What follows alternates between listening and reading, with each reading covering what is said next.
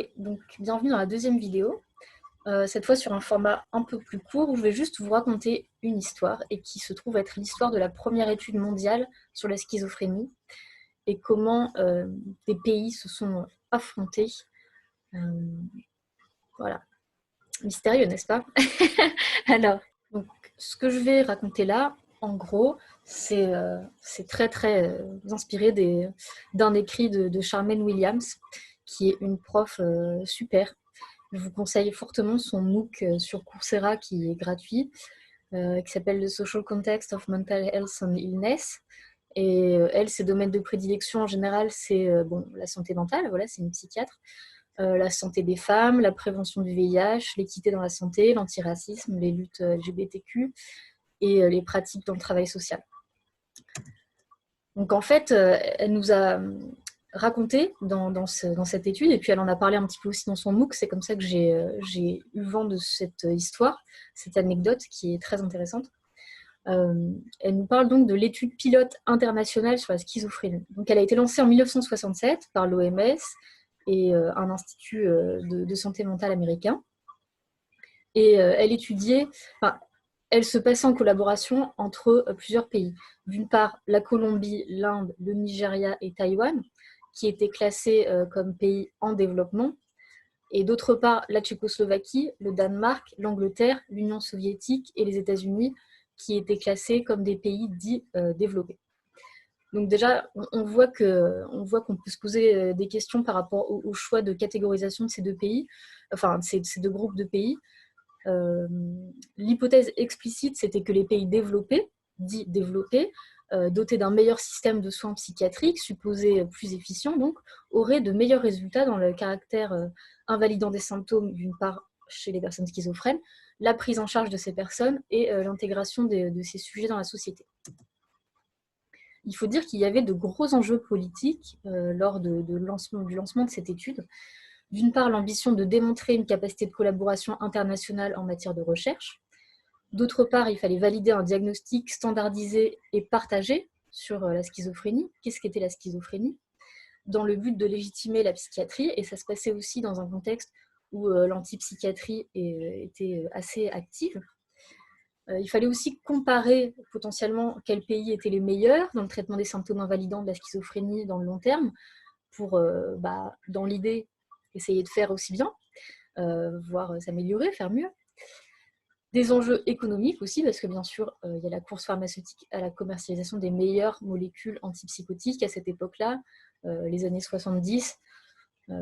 Voilà. D'ailleurs, on note années 70, donc il n'y a pas du tout encore la démocratisation d'Internet, et il n'y a même pas vraiment Internet, et du coup, il faut voir que cette étude, elle était vraiment, c'était vraiment un gros défi, quoi. Collaborer entre plusieurs pays comme ça, avec en plus, on imagine les questions à l'époque de colonisation, de moyens de communication qui n'étaient pas les mêmes pour tout le monde. Donc, on a cette collaboration, justement, pendant plusieurs années. Il faut mettre en place tout un tas d'accords, de protocoles, comment on fait pour trouver ces gens, qu'est-ce qu'on leur demande, quels entretiens on leur fait passer. Ensuite, il fallait traduire ces entretiens dans 8 langues différentes.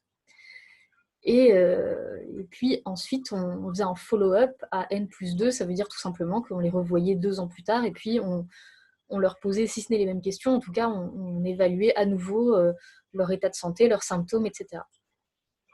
Et les résultats ont été surprenants en tout cas, pour les instigateurs de cette étude. Les meilleurs résultats se retrouvaient dans les pays dits en développement. Inde, Nigeria, Colombie en tout cas.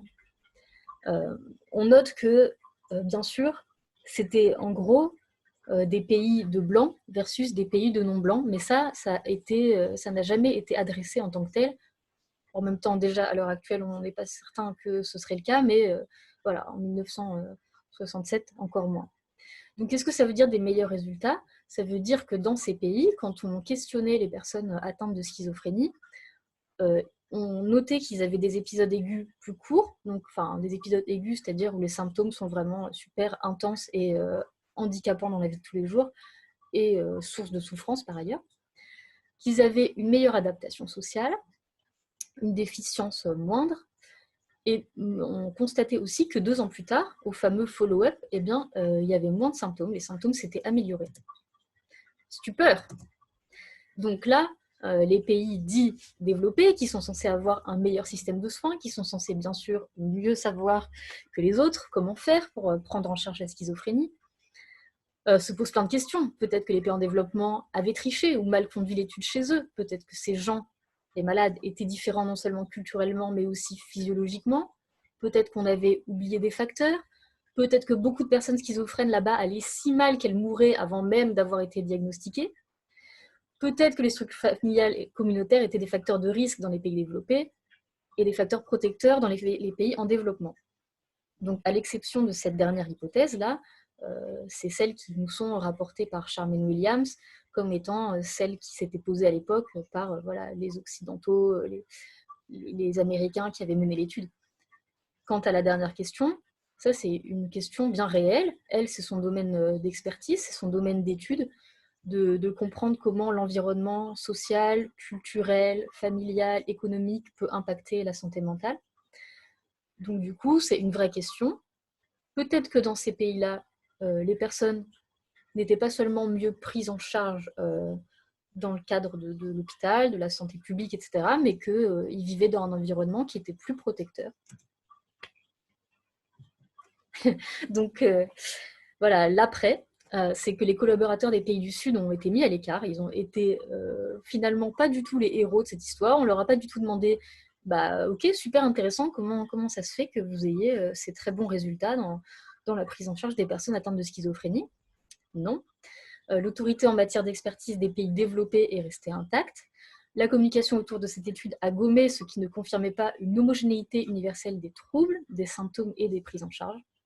Et du coup, cette petite vidéo courte avait pour but de poser quelques questions de réflexion, qui sont celles qui, moi, me sont venues à l'esprit en ayant connaissance de cette anecdote historique, telles que les troubles psy sont-ils universels? Grosse question. Quelle place pour les spécificités indigènes? Donc là, je reprends une terminologie de Charmaine Williams. Et quel est le rôle de l'impérialisme dans la recherche internationale en santé mentale? Voilà, j'espère que cette petite histoire, bien que déplaisante dans le fond de ce qu'elle nous dit de notre monde et de son fonctionnement, vous a intéressé. Et je vous dis à bientôt pour une troisième vidéo.